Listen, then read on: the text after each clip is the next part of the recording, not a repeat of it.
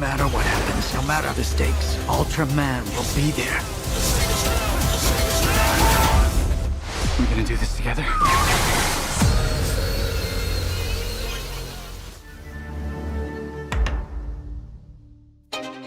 So I'm a feature animation geek. I love feature animation. There's something about the fact that every pixel of every shot in the whole film is completely made up and an artist has touched all of it. Ultraman Rising was a challenge for ILM because we hadn't done a feature animation since Rango, and it was interesting to kind of dig back in and really see how we could kind of like push the pipeline to enter the world of feature animation. It's actually kind of cool fighting monsters. Creating the look of Ultraman Rising is a balance between the illustrative and the cinematography. Seriously? Oh my God. We realised that it was never going to be one department that was really creating the final look. It was a combination of our texture artists working in Mari, look dev and lighting in Katana, and then on to our compositors working in Nuke to bring everything together and produce the beautiful final images. Everything starts with artwork. And the artwork we got from the Netflix team, from production design and art department, were just fantastic. They were passing everything through a cultural committee. So they had a sign-off that everything was authentically Japanese and really felt like it belonged in the world of Ultraman. We had 1,600 shots, we had over 100 character builds, maybe up to 150 when you included all their variations, over 100 unique sets, thousands of individual assets and props. And your hero characters are in pretty much every shot, so it's volume production that needs to be consistent.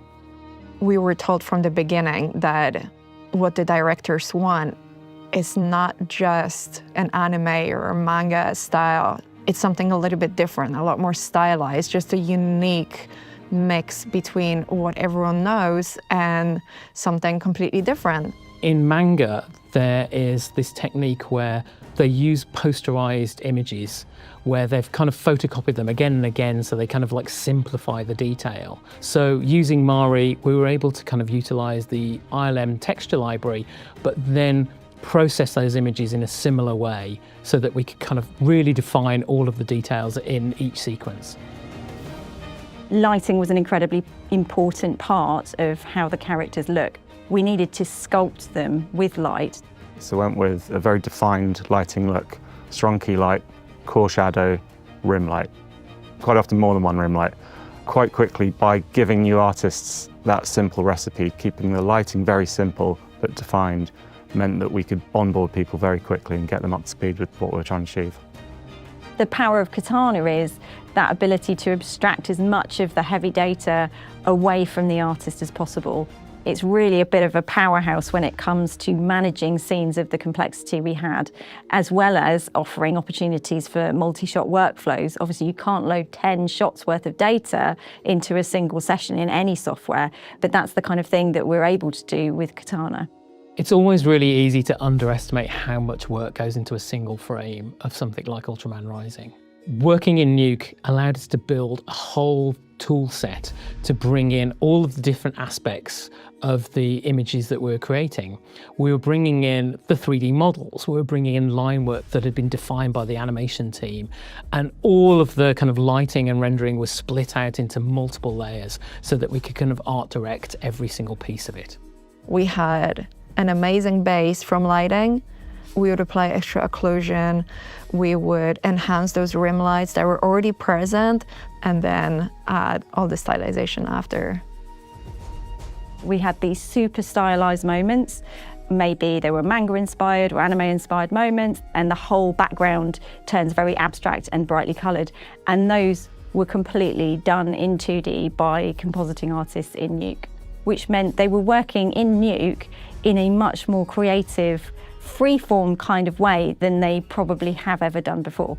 And that's where I think the artists had the most fun. At Netflix, maintaining our filmmakers' intent is really our ultimate goal. Working in HDR, that really provides the best possible opportunity to provide that best experience at home for our users. Our creative technologies team really grounded this workflow for color management based in ACEs. Working in HDR is a challenge, even more so when artists have to work remotely. We worked really closely with our colour team to come up with a LUT that would give them an approximation of what it should look like. And then when coming into the office, the Nuke artists could then sit at a HDR setup and really fine-tune the contrast and saturation values that gave each shot its unique look. The workflow that we established on this show was such a success, and it has really been sort of a blueprint for how we work on other shows. We were such a close partnership from Netflix and the directors in the art department. It really felt like we were making the movie. Everyone was so invested. Really a lot of love went into this from everyone. So for me, it's one of the most wonderful projects I've ever been involved with. It's so great to see how Ultraman Rising has been embraced by the fans, and they can see that we've really tried to be authentic to the Japanese origins and the heritage of Ultraman. Ultraman, the ultimate babysitter.